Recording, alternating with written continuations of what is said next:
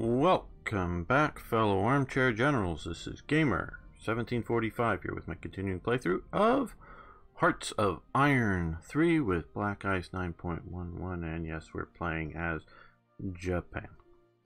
That all too formulaic for you? Probably. It's getting that way for me saying it. Okay, not playing the game, but saying it is a bit now formulaic. Yeah, you guys come into here. You guys cross over here. We're getting ready to push an offensive there. You're coming up here. You're coming through there. You're going to come maybe just to here. You're crossing there. That's all looking good. Well, just move to there for now. You're all okay. You keep coming up to here. Keep coming to there. Just sort of want to get on this side of, what is this, the Irrawaddy, or is this the Irrawaddy? I think one of these rivers has that name. Okay,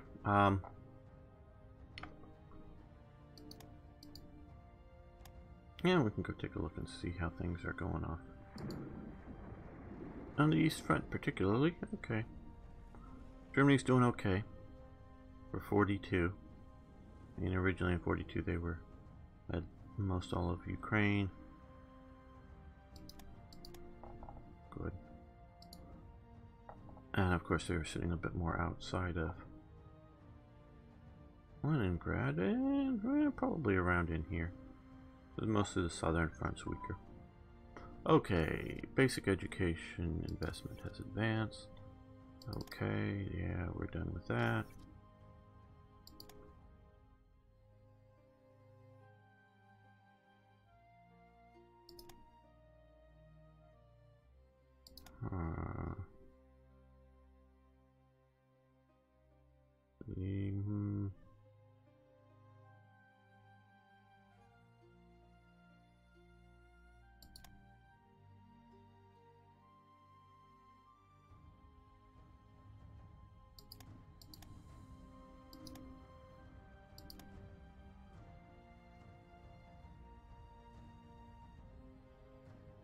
Armored cars, maybe.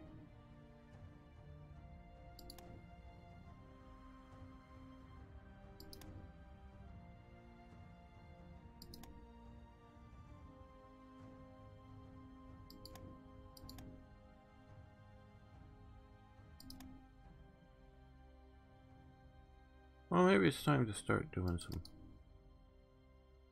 like, cruiser improvements.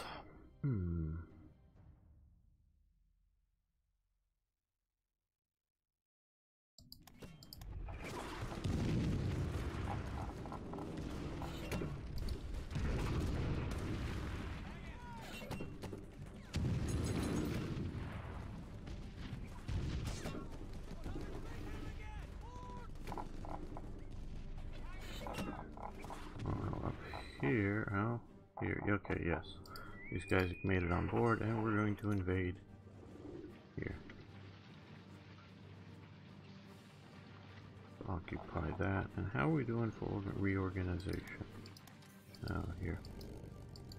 Pretty good, okay. So let's set up another port strike.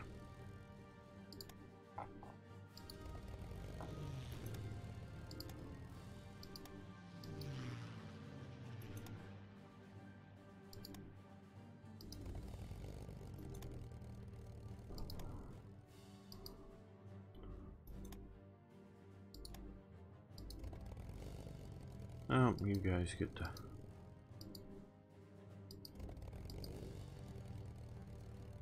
You guys can come along. I guess so. Got a lot of air power there. It's going to come up and intercept their interception of my attack. These guys might not do naval striking so great, but yeah, we're sort of all in. But they will contribute, okay.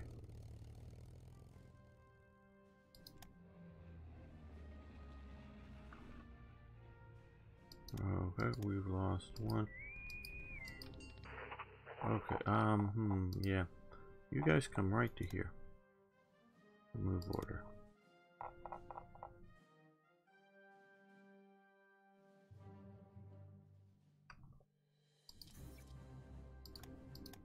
Okay, we can build some more stuff. You know,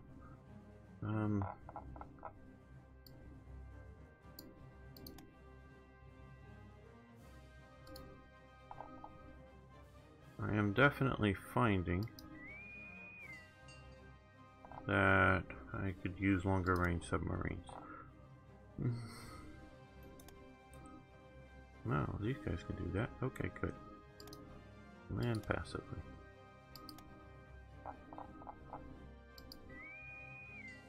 These guys get out to here? No.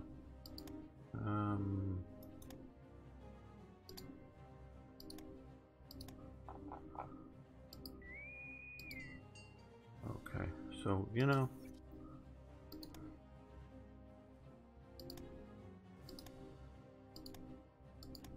let's do that. Let's get some of that going. And, okay, we got a couple of pocket battleships. But also, because basic education has advanced, we can research another thing concurrently. Okay,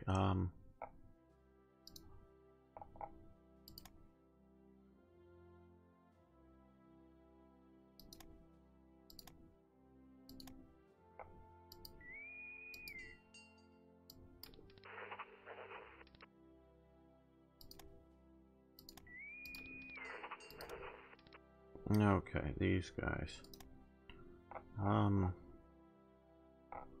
Well, we could use Tropical Island Garrison there.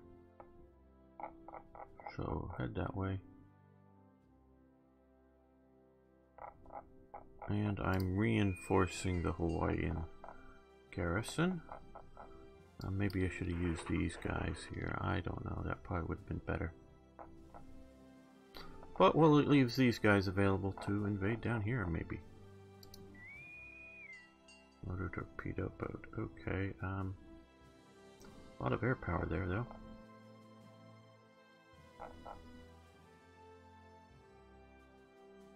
"109 air units are based there."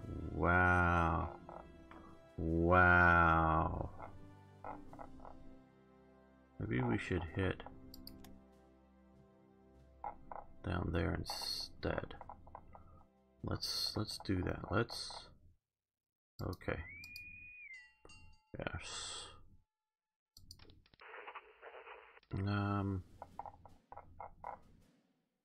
Yeah, you get on board. You're not all reorganized in the next port. Oh yeah, you're not on board. Okay. Come down to here. Rebase. And so do you guys. Rebase down to here. They'll move a little faster, so sort of be fast escorts to them. Clear the way, hopefully. And also in the sense that hopefully something won't be coming along sort of as they're a bit slower. Okay, artillery brigades have advanced. Very good. Yeah, we want to end that. And we will do our support, mixed support brigade upgrade as well.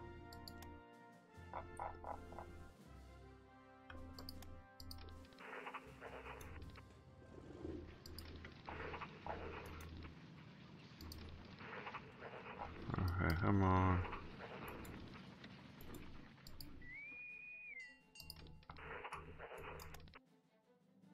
Move, yes. Okay, we are in. We have the Taiho sitting off the coast to deal with. Yeah, what do we have coming out to meet us? HMS Ceres, HMS Anson. Anson was an admiral. Ceres was, I think, a Roman god. And Queen Elizabeth is down.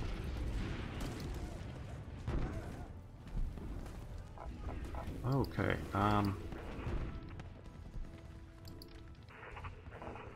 You attack there. You push to there. No, you don't go there. You come up to here.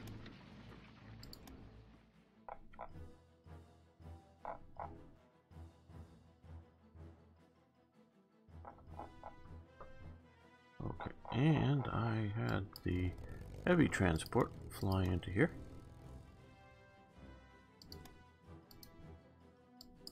And I left one fairly largish airborne unit, and you guys come down to here.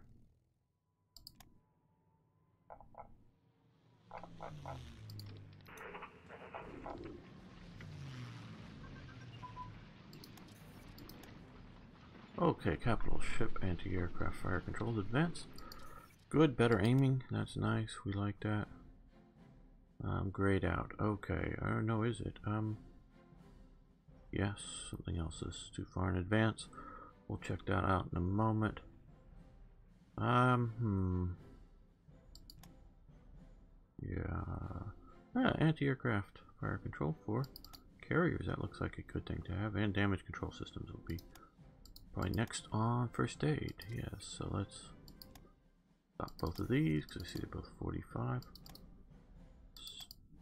Deselect. Come down here. Damage control. And then CAG duty bomb or CAG bomber focus would be another nice capability. Yes.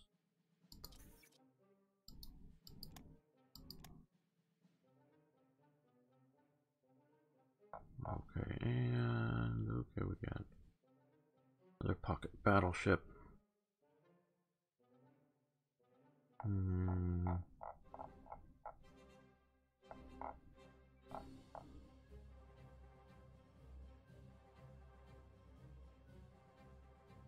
What do we want to do next? We're having pretty good success with naval bombers, so let's grab 3 of those and no, not these. This and a flying boat for better spotting capabilities. Yeah, I think that's a good choice. Okay, we won that. I'm looking and seeing here. Okay, that's fair. That's sucking, so let's stop that.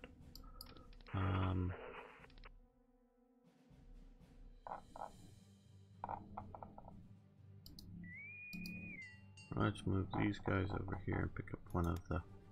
They're gonna go slow, but oh well.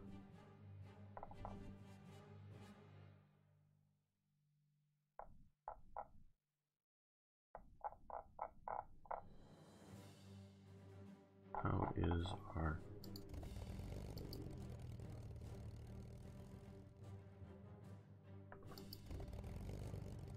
Okay,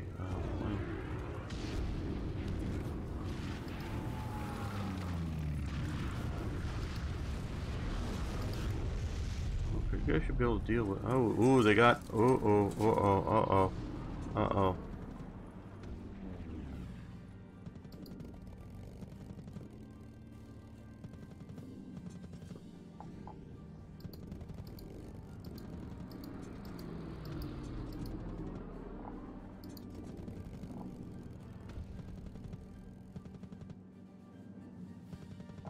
Yeah, I think we're gonna stop all of the... anything that isn't already stopped. Wow, he's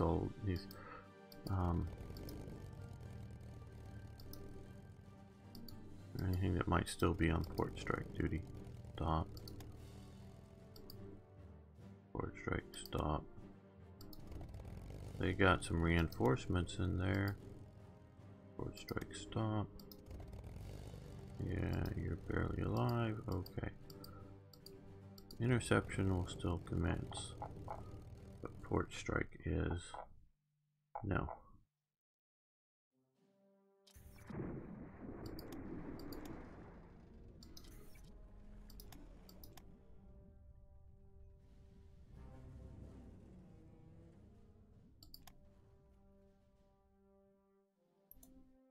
We'll just have that much, but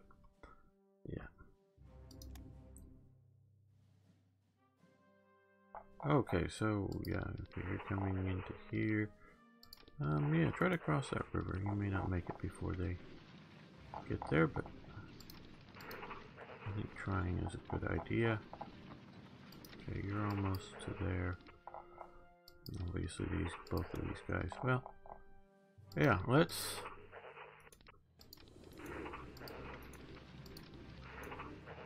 start this up. Well, let's just walk through it, I think.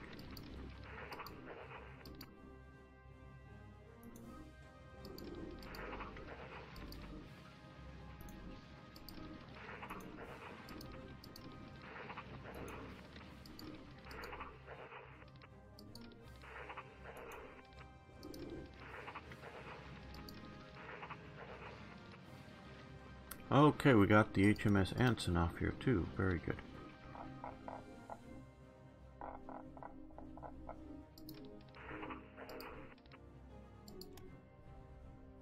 Okay, well.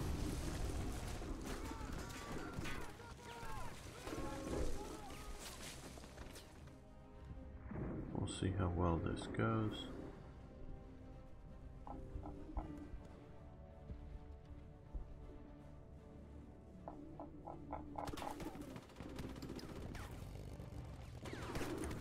Waiting for these guys a little more organized. I think I'm going to drop down here, but I want to be able to send in reinforcements relatively quick.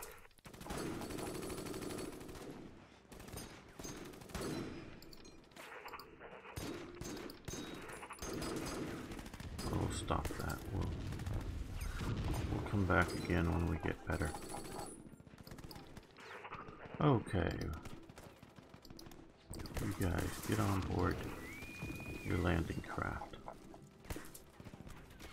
I think if we get Phoenix Island and work our way back up here, because this is where the big massive airbase was. Let's try to isolate it.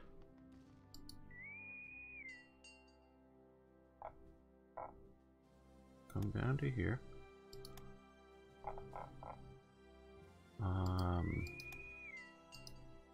You guys come, because we're going to battleships to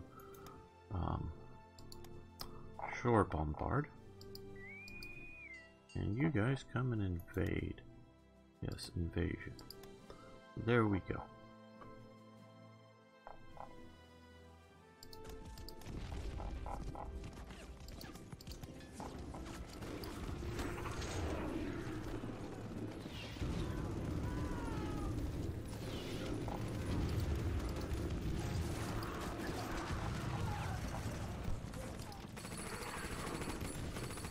You hold out, I don't like the look of that. What we need to do here is, I think, attack there. When can you? 6 hours, okay. So in 6, no, port attack in 6 hours.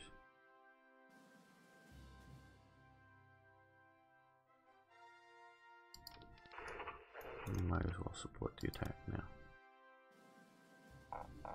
Once these guys get across the river, they can start pushing up that way.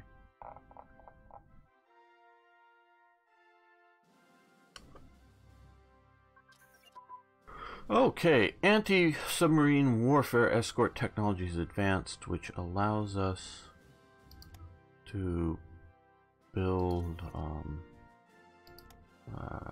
is this a one and done or a... No, I think this is yeah, okay, it is a one and done.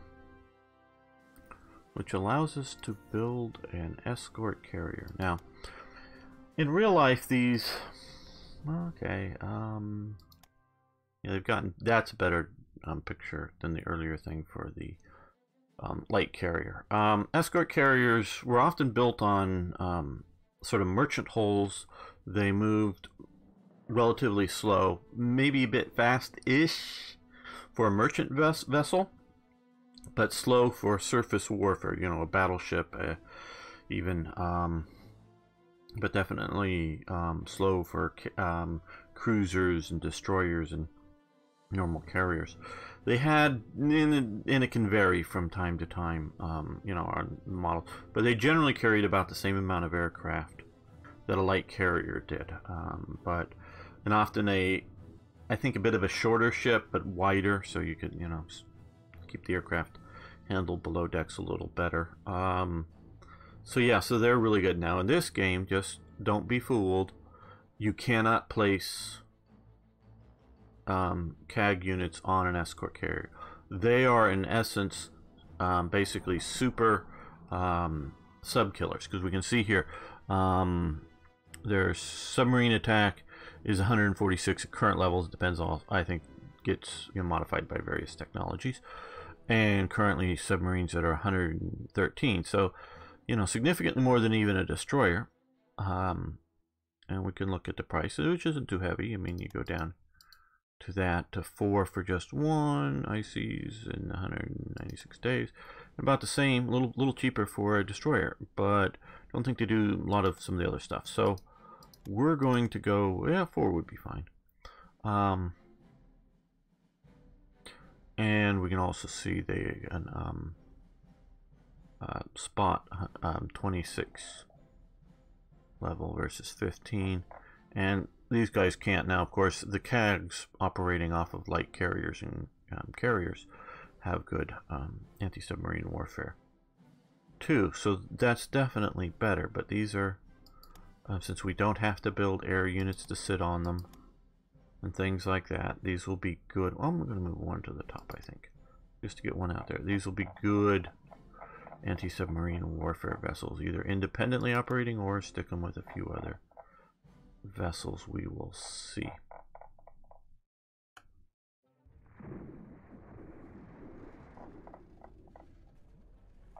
Okay, you're here. I'll get into shore. Rebase. Don't hang out in the ocean.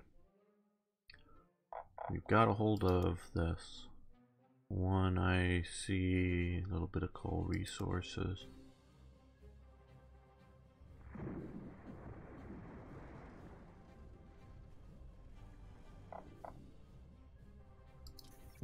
Okay, yeah, we're doing all right. For reinforcements, I want to repair these air units that are here. Oh. All of these guys that are damaged. They're a little overstressed, but a bunch of these units don't need any repair, so hopefully they'll repair the ones that just need it. Okay, naval bomber prototype has advanced. Very good, which will, yeah, grayed out.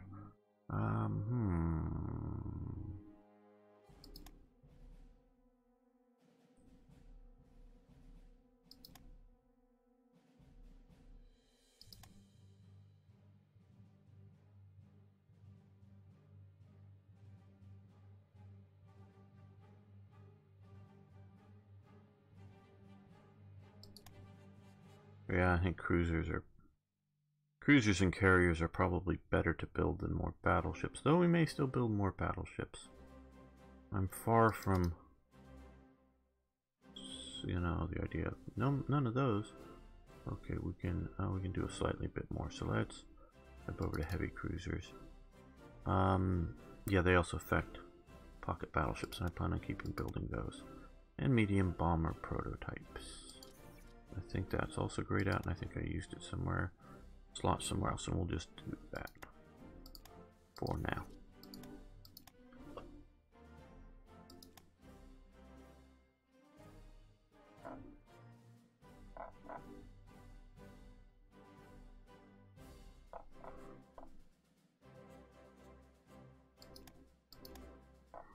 Okay, these guys are here, so let's grab 2 single units, because that other's, I think, a double. And, we'll rebase into here. Oh, are we probably not sending any, yeah, out of Tokyo's fine, and there we go. Now we'll have supplies coming into here, and we have, yes, a liner and a carrier group.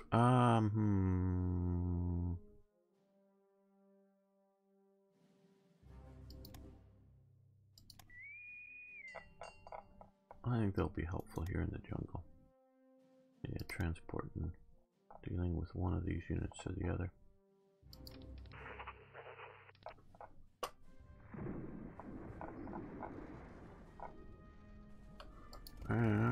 Okay, they're getting there. Getting organized up.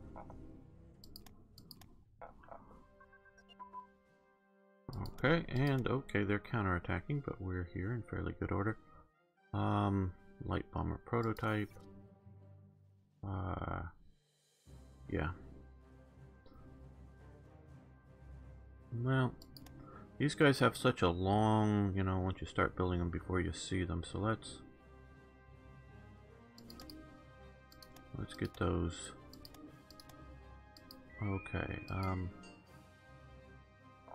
think they'll stay off here to see what we can sink as it comes out of port. Ooh, ooh, ooh, ooh, ooh, ooh, ooh, ooh, ooh, ooh.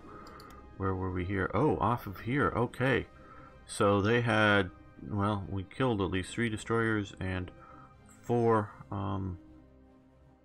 you know, auxiliary transports, bringing, I don't know, reinforcements or, evacuation. I don't think we'll get a report on any units. Okay, now we're getting a little better. Okay, back over here at the Mana Passage. Okay, we basically took out all those destroyers and the heavy cruiser Canberra from that was here. Basically all that was here. And they also have some subs, it looks like, that we may get a shot at as they come out of port. Okay, and coming through here, very good.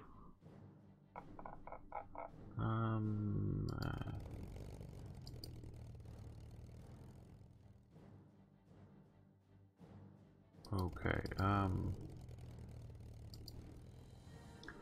think you guys will come down here, free up some basing space to repair some of those units faster. And I think we'll send you down here.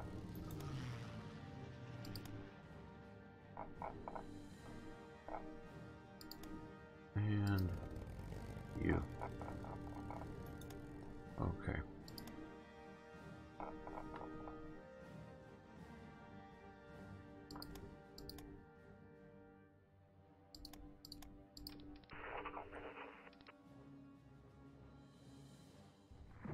Okay, come in here and smash these guys.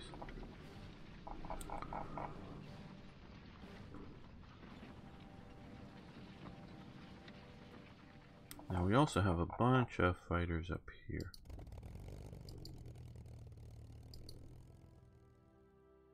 Yeah, fly over to here, I think. Yo, they can, yeah, base up plenty of. Uh-oh, we lost a destroyer and a liner. Here, these guys, now these guys lost all their escorts.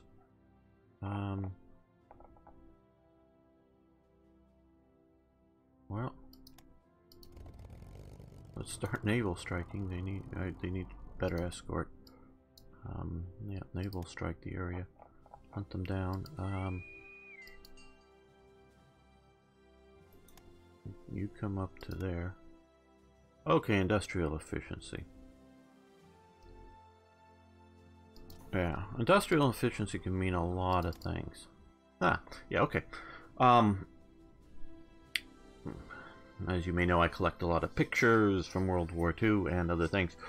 I have one picture of a P-40, you know, the aircraft of the Flying Tigers, that the aircraft is sitting in on a sort of cradle in a trailer with the wing section, it's sort of a single wing section, you know, for the whole going across, laid lengthwise above it on a trailer, and it was being hauled from the factory to the nearby airport to have final assembly, put the two things together and be able to take off for it. It looked like all it needed was some good bolting things together and they would be ready to fly out. So a short number of man hours, probably, you know, maybe probably less than an hour of working, but, you know, may take 6 people or something, or 10 people, I don't know. So, you know, man hours, 6 or 10 man hours to get to going. And so, you know, yeah, it would be more efficient probably to have the airstrip right next to the factory. I say probably because who knows where the factory is, where the housing for the workers are, for the rails coming in to bring stuff in. You know, there could be a lot of things. But generally speaking, the aircraft factory would have an airstrip right next to it would be best. Now, Japan had a similar situation for, I think it was their zero production, at least in one of their factories. And this I got from my recent reading that I did.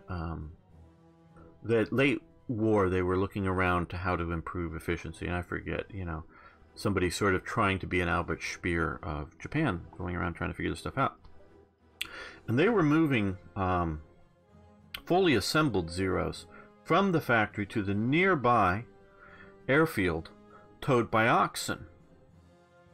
The reason they used oxen was twofold. One, they didn't use any fuel to move them. But two, that if they used like faster horses to tow them, the roughness of the road, bouncing the aircraft being towed along the road, would do damage to the aircraft, or I guess had done some damage or something to some of the aircraft. So they moved slow oxen to take the aircraft along the, I'm guessing, some sort of dirt road, because if you had a very smooth, well-built concrete road, well, hey, that's sort of like a runway. You should be able to go along it at, runway speeds, theoretically. But,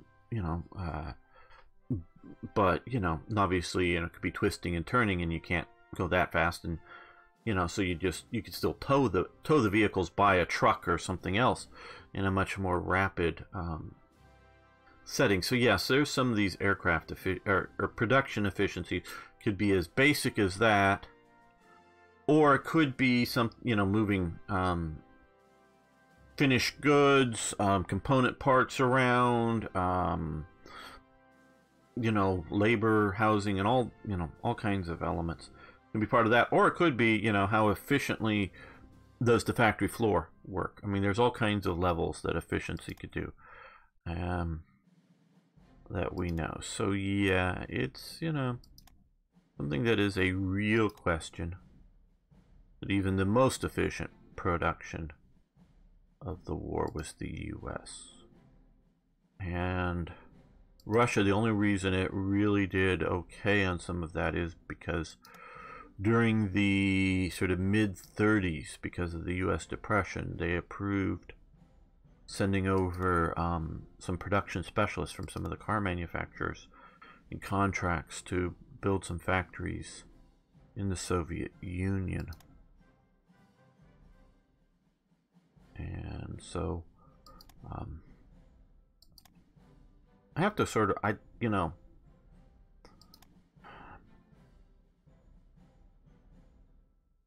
okay, there are capitalists and there are capitalist. Yes, I said the same word.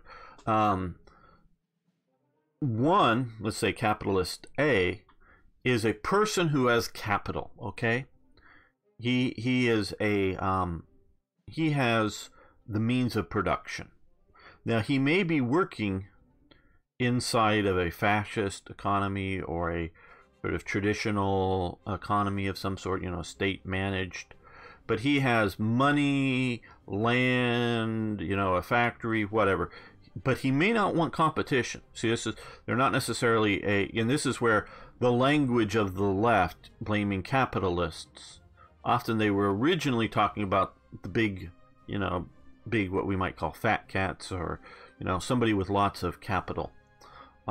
They may not want capitalism because they want monopolyism. They want to be, I want to be the only person making toasters in my country. I don't want any competition for toasters. I want the only toaster factory. We had that situation sort of end up with basically the railroads became sort of a monopoly in the U.S. that needed to be broken up. There were smaller railroads in the sense that smaller sections of track in various places were in private hand, not in the big railroad companies' hands, but the big companies controlled all the main junctions, and you couldn't move anything anywhere without going, of any significant distance, without going across some of their railroads. So they could set all kinds of prices and all kinds of control. So people with capital don't always want capitalism, meaning free market capitalism. They don't want competition. So, you have that. And you have corporations who want to make money. And there's this, I think everywhere, there's this, there's this market out there that's untapped, and we want to get into that market. We want to get into that market, and what can we do to get into that market? How can we get into that market? And they're just constantly, these companies are constantly looking at that.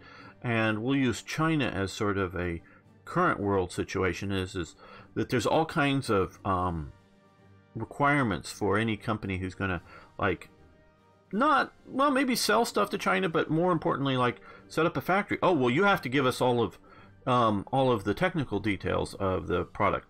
Oh, okay.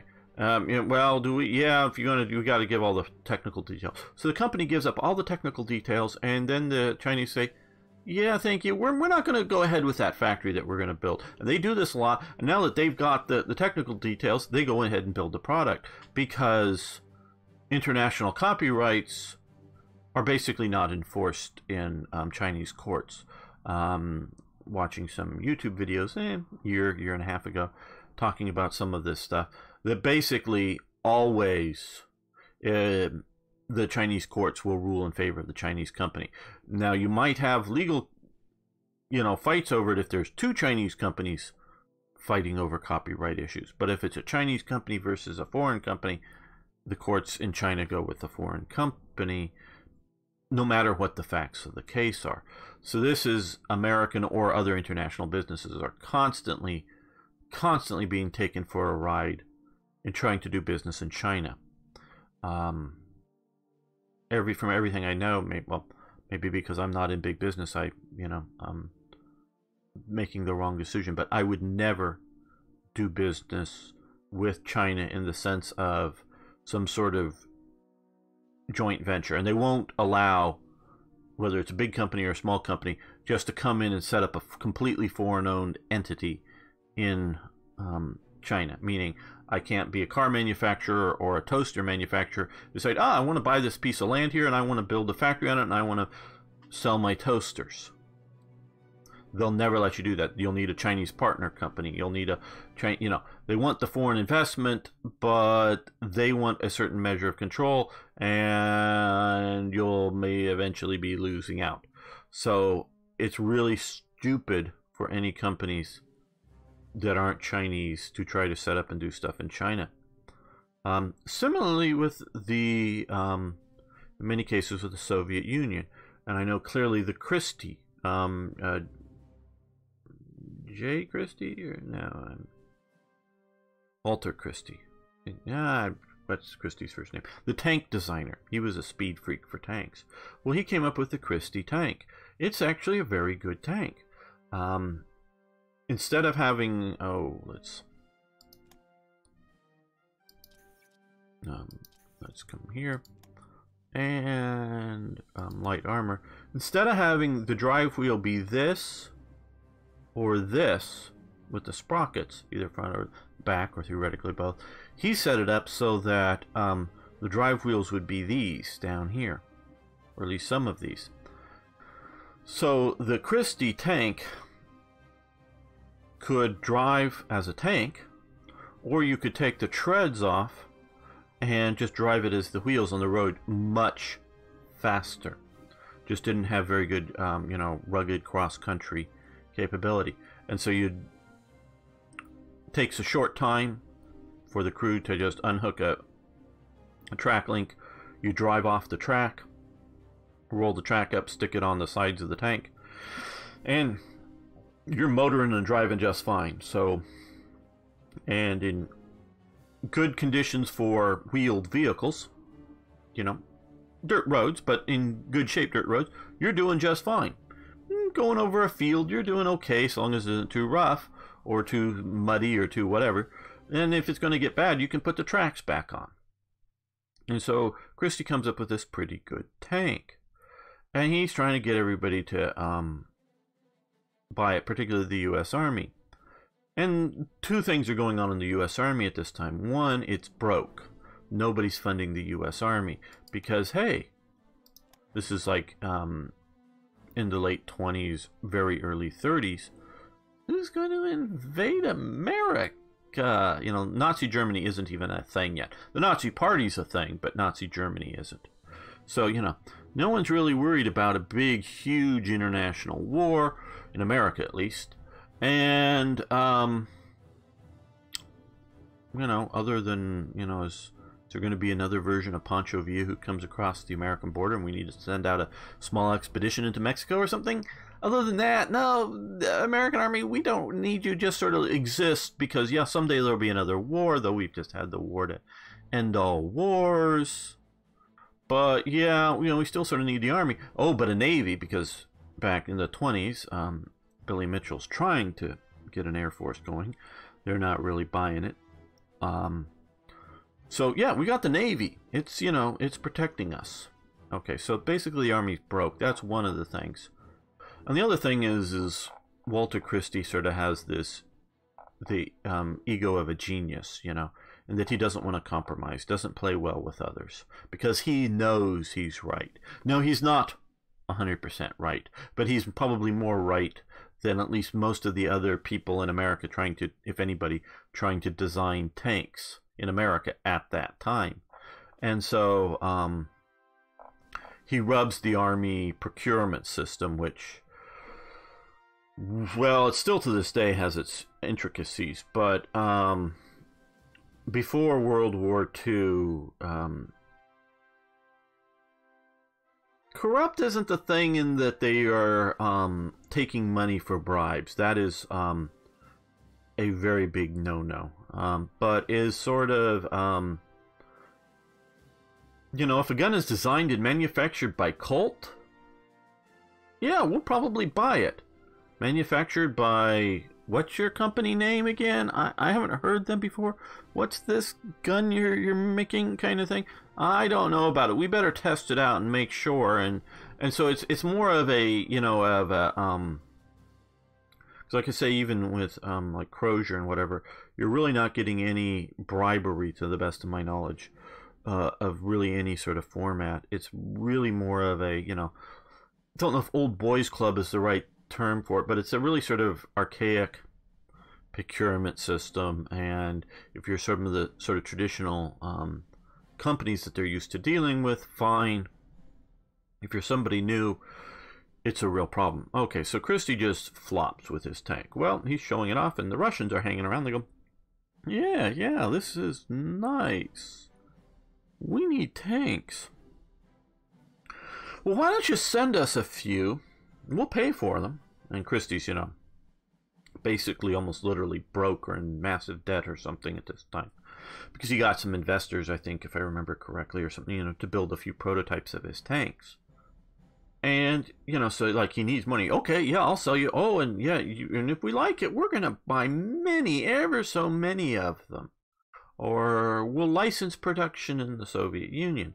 So he sends over a few tanks, and then, yeah. Then some Russian inventors developed the BT-3, I think, is it, or is it a BT-2? I forget.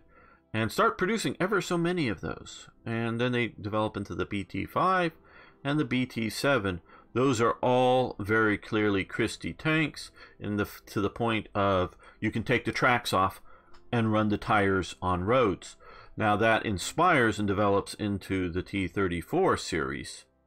Obviously, by the time you make the jump to the T-34, it really is a major rework over past anything that Christie had done. But you see all the Christie elements there, meaning they've got all new engines, they got all new this, everything is sort of new, but it's all laid out and looks like a BT series tank in proportions and that kind of stuff. And Christie was even starting to go down the road of, you know, sloped armor and all that kind of good stuff in his thing. And basically they give nothing to Christie for all of the stuff, other than he gets to make money for selling, I don't know, 4 or 5 or 3 or 4, I don't know, handmade tanks that, you know, he makes in his workshop and sends them over. I don't know, with or without plans, but yeah, Germans are losing up here to the Finns. But yeah, it's just not a good thing. But because the Russians did, I know from reading, pay to have some of the experts come and build some factories, car factories or tractor factories in the Soviet Union, they get paid for that work, but to the best of my knowledge, they don't get paid any sort of ongoing royalties for any of the stuff coming out of those factories. And so this was done during the time also, you know, the American Depression, in which they're still cranking out yearly models of cars, and they're still selling some. But, you know, it's just, it really, in America during the Depression, there is a small percentage, I don't know, 10 or 20% of Americans that are doing really well. And it's not necessarily even most out of greed or the illegal, you know, alcohol, because the Depression, yeah,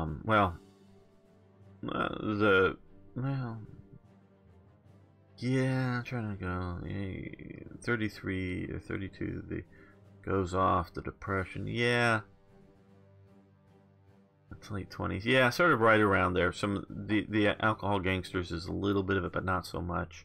Because that's more in the roaring 20s. In the roaring 20s, everybody was doing great in America. When I say everybody, obviously, you know I don't mean every last person, but the great majority of people in America are doing great. Even in the poor rural parts of America, they're doing pretty damn good. But the Depression hits, and it gets pretty bad. And yeah, and it's just that there's a, you know, people who just to some degree luck out. You know, they just have businesses that sort of struggle along, but the struggling along makes the few people live well. I mean, not like, you know, I'm not talking about the super rich that did exist, or I'm not talking about, you know, people scamming or, you know, blood sucking off people, but just they own apartment buildings or something like that. And so, yeah, they have to go down to sort of minimum rents to, you know, have people afford to rent in them, but people still need to, you know, rent an apartment building. So your income goes down, but that still keeps a family living well. You're not living so well as you're looking to go buy more apartment buildings and expand and grow, but you can live well. So, but 20% of America living well means a car company can continue to make cars. They're just not booming in business, is sort of the thing. And that's, you know, people still need new toasters. Some people can afford them. So yeah, it's that sort of thing going on. But the U.S. sets up and teaches the Soviets how to build American-style factories, and they latch onto and adopt that. So they're the second best when they're operating with that style, the second best in efficiency. And that's, I'm including, you know, better than the British. Yeah, British aren't terribly efficient in a lot of stuff they're doing in production. Yeah, we want to do partisan suppression. Okay, that's a good thing to do. And we've got some victories out here in the Mana Passage or whatever.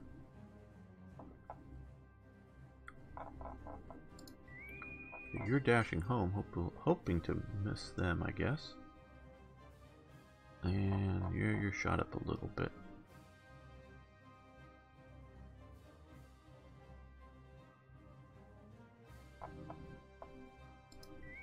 Okay, you're patrolling.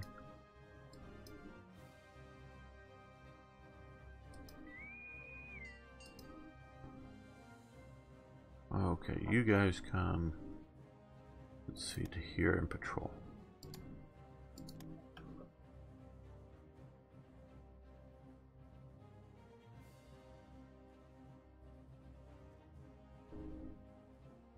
Battle of Phoenix Island, we've won, and we are ashore.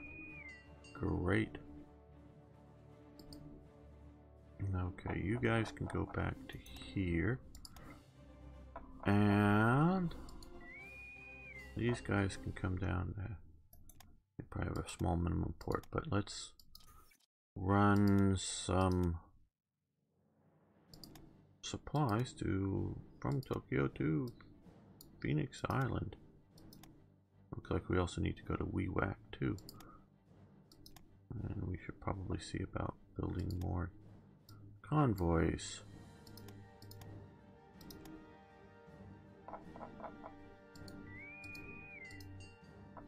No, you guys be based to here, because we're thinking about coming to there. But I don't want to overstress the logistics down here. No, that's a decent amount of stuff. Uh-oh. 2 divisions shattered. Where were they? Oh, they're up here probably. Okay, stop. Stop. Stop.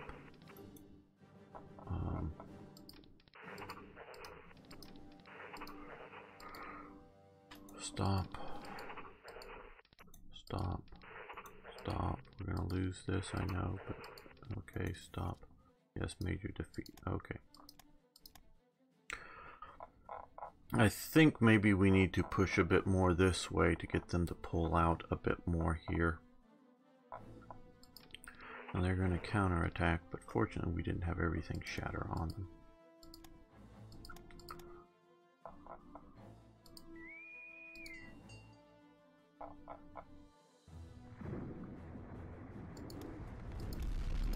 Like I said, they're going to counterattack and we're going to be okay.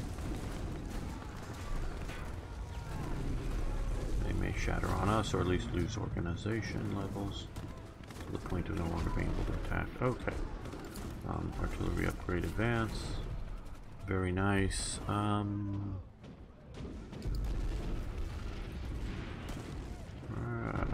Pause it.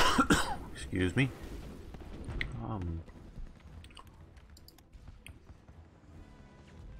Yeah, we can do night equipment. That'd be good. And yes, down here though, we want to join in this attack.